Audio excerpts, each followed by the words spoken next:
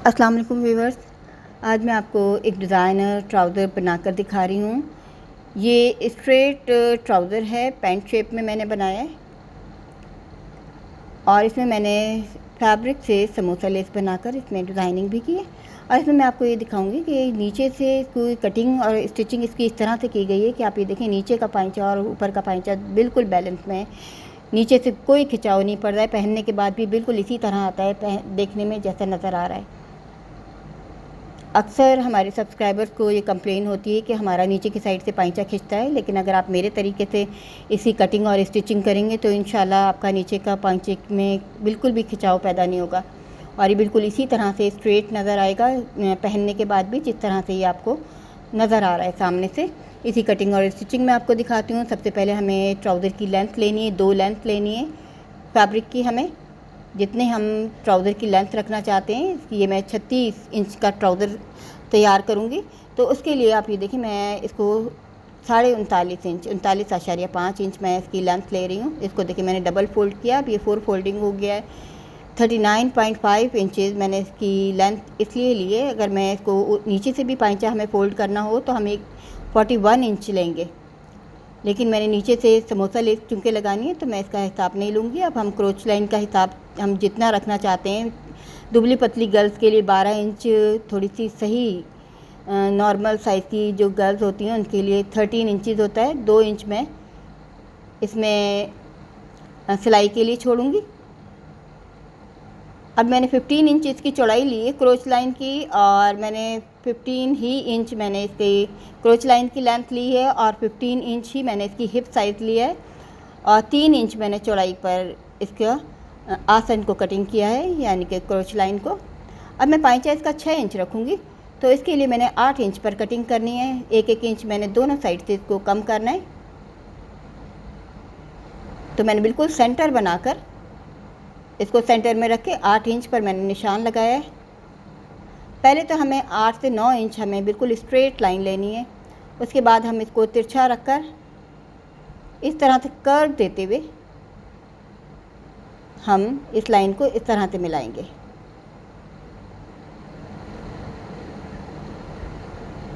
अब इसको हम कटिंग कर लेते हैं।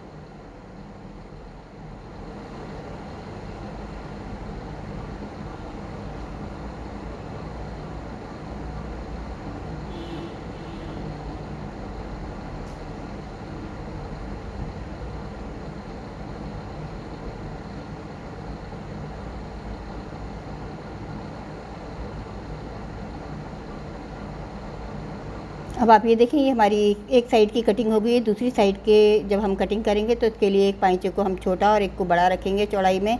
जो फ्रंट साइड होती है हमारी 1 इंच की कम होती है, बैक साइड हमारी 1 इंच ज़्यादा होती है। पैंट शेप कटिंग के लिए हम इसी तरह करते हैं। 8 इंच पर मैं निशान लगाकर 7.5 इंच पर मैं यहाँ से निशान लगाऊंगी, क्योंकि मेरा 1 इंच दूसरी साइड से भी बढ़ा हुआ है।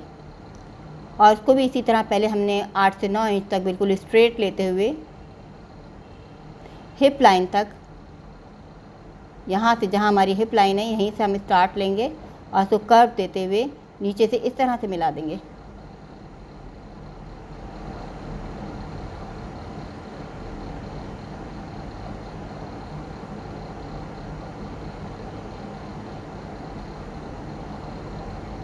ये देखिए, इस तरह से ये हमारी कटिंग हो जाएगी। अब आप ये देखिए, मैं नीचे की साइड से इसके पाइचे की कटिंग दिखाती हूँ, जिसकी वजह से हमारा नीचे पाइचे में खिंचाव नहीं आता। ये कटिंग मैं आपको दिखाती हूँ। ऊपर की साइड भी हमारा फ्रंट साइड जो है वो तिरछी कटिंग होगी। ये देखें, फ्रंट साइड हमारी कम गहराई की होती है। आप ये देखें, थोड़ा सा हमें ज़्यादा कटिंग करनी है। ये हमारी फ्रंट साइड है जिसकी मैं तिरछी कटिंग कर रही हूँ।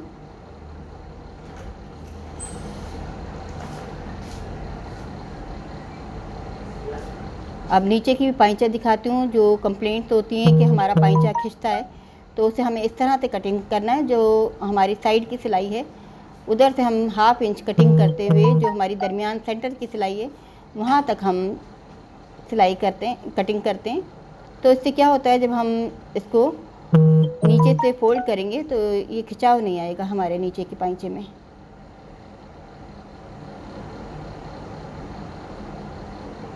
अब ये मैंने 8 इंच तक इसको इसमें समोसा लेस बनाकर लगानी है फैब्रिक से, तो ये 8 इंच तक लगाऊंगी मैं। तो यहाँ पर मैं 8 इंच पर कट लगा रही हूँ एक, और 1-1 इंच इसमें ट्राउज़र में सिलाई होगी अंदर की दोनों साइड पे। हम ज़्यादा चौड़ी सिलाई रखते हैं ट्राउज़र में, इसकी वजह ये भी होती है कि अगर हमें किसी वजह से ट्राउज़र टाइट महसूस हो तो हम उसे ताकि खोल भी सकें। जब हम सिलाई करेंगे तो हमें इस तरह से रखना है कि एक ऊपर का पाइंचा होगा, एक नीचे का पाइंचा, और हम सेंटर की सिलाई करेंगे सबसे पहले। जो दरमियान की सिलाई होती है, जो हम शलवार में सबसे एंड पे करते हैं, तो वो हम सबसे पहले करेंगे। तो आप ये देखें, पाइंचे को एक फ्रंट का पाइंचा लिया है, एक मैंने बैक का लिया है, नीचे बैक का है, ऊपर फ्रंट का है। दोनों को हमने इस तरह बिछाकर सेंटर की सिलाई करनी है, जैसे कि मैं ये पहले कर चुकी हूँ। तो ये आपको मैं दिखा रही हूँ कि सेंटर की सिलाई हम सबसे पहले करेंगे, और करने के बाद इसकी क्रोच लाइन या आसन को हम इस तरह से जोड़ेंगे कि एक ही दफ़ा में फ्रंट बैक की आसन जोड़ दी जाएगी। इस तरह से ये सिलाई वाली जगह है, यहाँ से हमें इस तरह से लेना है कि इसमें बिल्कुल जोड़ने के बाद एक प्लस का निशान बनेगा हमारा।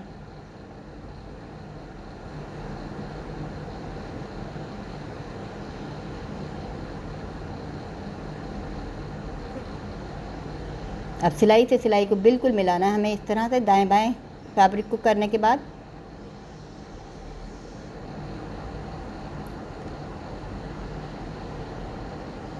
ट्राउज़र को पैंट, ये पैंट शेप में अगर हम इसको सिलाई करते हैं ट्राउज़र को, तो आप ये देख सकते हैं कि इससे हमारी फिटिंग भी बहुत अच्छी आती है और नीचे पाइंचे में खिंचाव भी नहीं पड़ता है।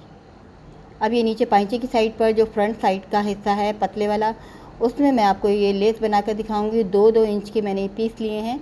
अब इनको इस तरह से फ़ोल्ड करना है। फ़ोल्ड करने के बाद आयरन कर लेना। आयरन करके भी ये बहुत सारे समोसे हम बना कर रख लेंगे पहले से तैयार करके, ये देख सकते हैं आप। अब इसको लगाना शुरू करेंगे। इससे पहले मैंने एक पेपर बुकरम की पहले से पट्टी लगा ली है ताकि इसमें नीटनेस आए। अब हम बारी बारी इनको इस पर फिट करना शुरू कर देंगे, और यहीं से हम दूसरा ये समोसा बना हुआ इस तरह से हम रखेंगे एक दूसरे के ऊपर, कि बिल्कुल जब हम सिलाई करें तो इसके साथ साथ आएंगे।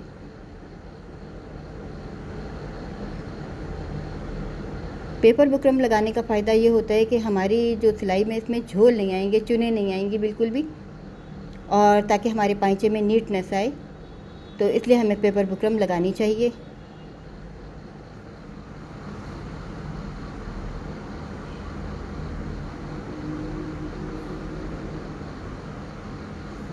इस तरह की कोई भी डिज़ाइनिंग हम नीचे पाइंचे में कर सकते हैं, कट्स भी बना सकते हैं, या कुछ और डिज़ाइनिंग भी करना चाहें। अगर हमें इसकी बिल्कुल मैचिंग की लेस मिल जाती है तो हम लेस भी लगा सकते हैं, लेकिन बाद दफ़ा हमें बिल्कुल मैचिंग की अच्छी लेसेस नहीं मिलती, तो हम फैब्रिक से डिज़ाइनिंग इसी तरह कर सकते हैं।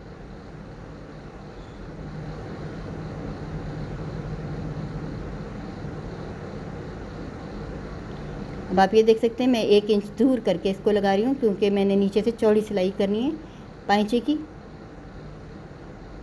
और ये दोनों साइड नहीं, सिर्फ एक साइड पर लगेंगे। एक साइड सादा रहेगी जो सिलाई में आएगी।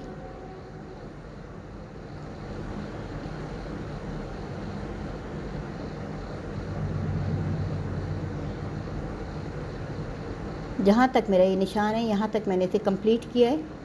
और अब मैं ये सिलाई को बंद करने के लिए यहाँ पर पाइपिंग लगा रही हूँ। अगर हमारे पास पाइपिंग नहीं है तो हम इसी फैब्रिक की एक पट्टी, चौड़ी पट्टी भी इनर के तौर पर लगा सकते हैं, 1-1.5 इंच की पट्टी भी लगा सकते हैं।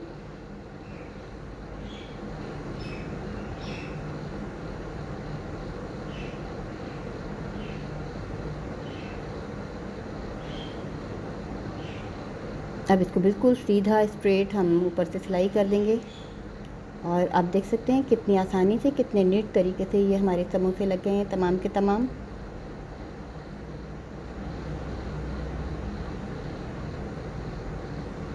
अब यहीं तक सिलाई को लाकर ख़त्म करेंगे, और बाकी की ये हमारी सिलाई जो है ये साइड की सिलाई में चली जाएगी।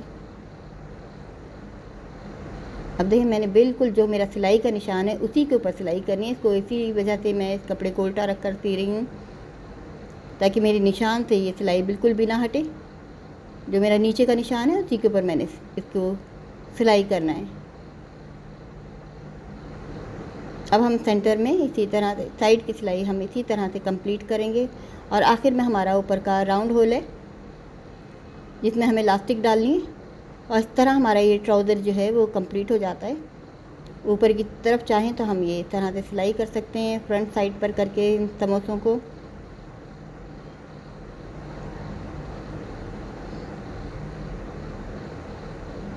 इस तरह से ये हमारा ट्राउज़र तैयार हो जाता है।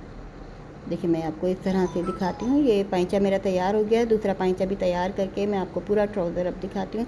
अब आप ये देख सकते हैं ये बिल्कुल स्ट्रेट आए, नीचे दोनों के पाइंचे एक ही लेवल में हैं और कहीं से कोई खिंचाव नहीं है। ये ट्राउज़र देखिए मेरा तैयार है, नीचे से ये फिटिंग में है ट्राउज़र, ज़्यादा चौड़ाई नहीं है और बिल्कुल ये पैंट शेप का ट्राउज़र तैयार हुआ है। और नीचे से पाइंचे भी आप देख सकते हैं बिल्कुल इनमें खिंचाव नहीं है और जबकि मैंने इसको पैंट की तरह इसको आयरन किया है।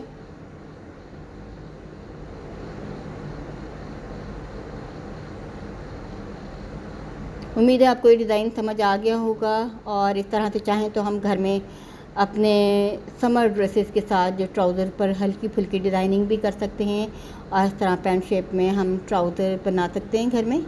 उम्मीद है आपको डिज़ाइन समझ आ गया होगा, अच्छा लगेगा, चाहें तो आप बना सकती हैं।